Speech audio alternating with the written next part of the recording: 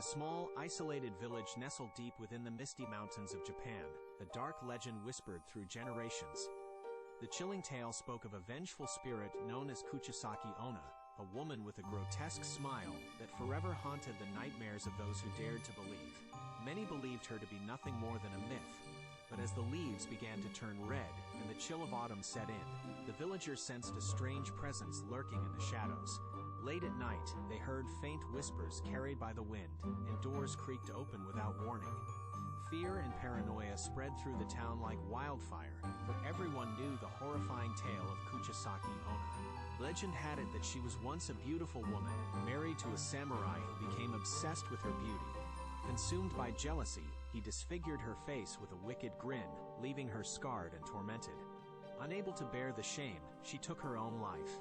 But even death couldn't quell her wrath, as she returned as a malevolent spirit, seeking vengeance on the living.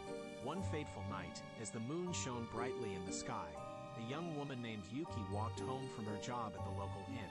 The village streets were deserted, and the silence was unnerving. Yuki's heart pounded in her chest as she quickened her pace, trying to shake off the feeling of being watched. But it was too late.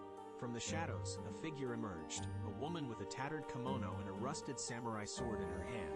Her eyes were hollow voids, but her mouth, it was stretched impossibly wide, revealing a grotesque grin that seemed to touch her ears. Yuki recognized her instantly as the feared Kuchisake-onna.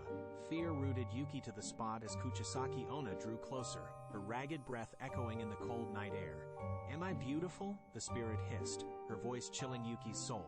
Terrified, Yuki nodded, too afraid to speak. In response, Kuchisake-onna's grin only widened. "But am I beautiful enough?" she asked again, her tone more demanding. Trembling, Yuki stammered, "Why, yes, you are."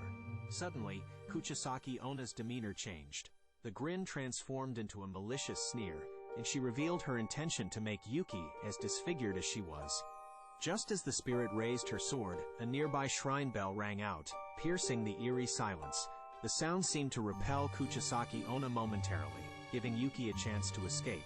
Gasping for breath, Yuki sprinted home and barricaded herself inside, praying that the spirit would not find her again. But the terror had only just begun.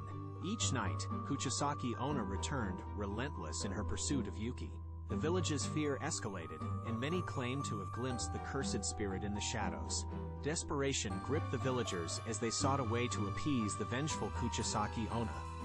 Elderly men and women gathered in the shrine, reciting ancient prayers and performing rituals to put her to rest. But the spirit proved to be too powerful, and the haunting continued.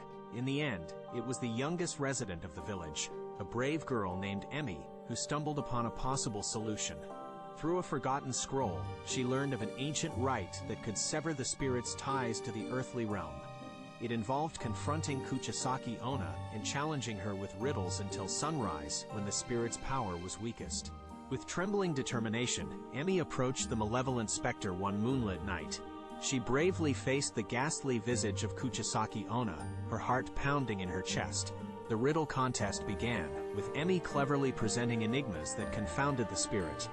As the first rays of dawn broke on the horizon, Kuchisake-onna let out a piercing wail, her form starting to dissipate. The spirit's malevolence diminished with each unanswered riddle, and finally, she vanished into the ether, never to be seen again. The villagers rejoiced, and their gratitude towards Emi knew no bounds. They built a monument in honor of her bravery and the vanquishing of Kuchisake-onna. The legend lived on, but as years passed, it faded into a distant memory, buried beneath the weight of time. Yet they all knew that the darkness could rise again.